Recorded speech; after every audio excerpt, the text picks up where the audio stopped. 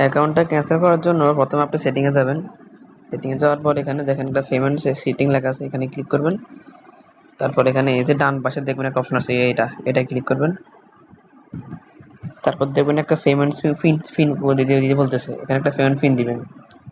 ধরেন যে কোনো সংখ্যা কয়টা, আপনার মনে মতো 11133 দেন দিলাম একটা 112223।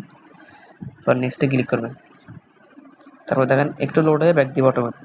এই ফেজে আসার পর আপনি আবার সেটিংয়ে যাবেন। তারপর যাবেন নিচে দেখেন অ্যাকাউন্ট সিকিউরিটি দেবেন এখানে প্রথমটা। এরপর দেখবেন নিচে লেখা আছে অ্যাকাউন্ট ক্যান্সেলে ক্লিক করবেন। এখানে স্কিপে ক্লিক করবেন, নিচে স্কিপ কনফার্ম অ্যান্ড কন্টিনিউ এখানে ক্লিক করবেন। নিচে